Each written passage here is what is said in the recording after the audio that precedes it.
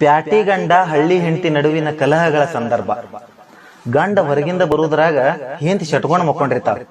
ಅವಾಗ ಗಂಡ ಹೆಂಡತಿಗೆ ತಿಳಿ ಹೇಳ್ತಾನ. ಏನ್ ಹೇಳ್ತಾನಪ್ಪ ಅಂದ್ರ, ಬುಸುಗುಡುವ ಸರ್ಪದಂತೆ ಬಾಷ್ಪವಾಯಿತು ನೀನ್ ಮಾಡುವ ಆಸೆಟ್ಟು. ಬುಸುಗುಡುವ ಸರ್ಪದಂತೆ ಬಾಷ್ಪವಾಯಿತು ನೀನ್ ಮಾಡುವ ಆಸೆಟ್ಟು. ಇದು ಗಂಡ ಹೆಂಡತಿ ನಡುವೆ ಬಿಡಲಾರದ ನಿಗ್ಗಂಟು. ಕಷ್ಟಗಳೇ ಬರಲಿ ದುಃಖವೇ ಇರಲಿ ನಾವಿರೋಣ ಹೀಗೆ ಒಗ್ಗಟ್ಟು. ಕಷ್ಟಗಳೇ ಬರಲಿ ದುಃಖವೇ ಇರಲಿ ನಾವಿರೋಣ ಹೀಗೆ ಒಗ್ಗಟ್ಟು. ಕರಗಿ ನೀರಾಗಿ ಬಿಡು ಈ ವಿಷವೆಂಬ ದ್ವೇಷ ಬದಿಗೆ ಇಟ್ಟು ಅಂತ ಹೇಳ್ತಾನಂತ.